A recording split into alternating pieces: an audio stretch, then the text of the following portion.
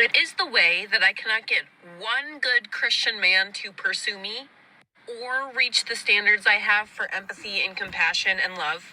But yet I have attractive non-Christian men who have great careers, make great money, tall, well-rounded, deep thinkers that actually have empathy and compassion, pursuing me and literally begging me to date them. But like my main non-negotiable is that we have a shared faith. And like I just need one good Christian man that likes me and has empathy and compassion. You see how she describes things differently? Okay. One, she's talking about, she says good Christian man. The other, she's talking about attractive non-Christian men. This is why I always love to be precise with my words, right? As best as possible, okay? Because women aren't. So what she's missing on the first half, right? Good Christian men, is that it tells her that being a good Christian man is only secondary.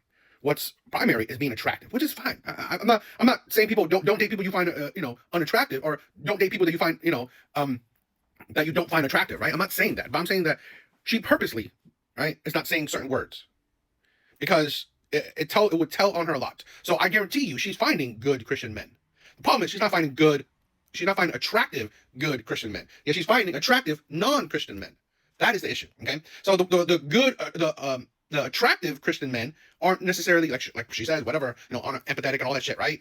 But they're attractive, but they're just not the good Christian that she wants. Okay. This is, I guarantee you, women like this, she is finding good Christian men. She's just not finding ones that she finds attractive, right? So she's saying, oh, you know what? Being Christian is primary. It's not. It's secondary, right? It's secondary. Yet, second, is important to her too, right? Being Christian is important too. So, but that's the problem with a lot of women, where it's what you make primary, okay?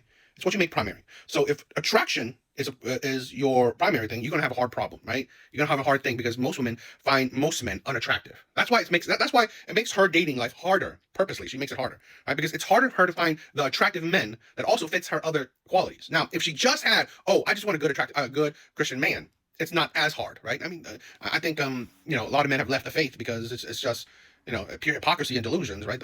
It's led by women. It's a whole bunch of crap, but I think that avenue would be a bit easier than finding, just attractive man plus all the other stuff, right? If she just wanted a good Christian man, it might be easier for her, okay? And let me say this, it's women gotta realize that, shared faith is great, but what about the faith are you trying to share in my opinion? Is he morally sound? Then, whether he's in the faith or not, I don't think it's the biggest of a deal. Is he, charitable or just kind, has principles, he's a leader. It's like you don't necessarily have to follow the faith to represent said faith, because Christian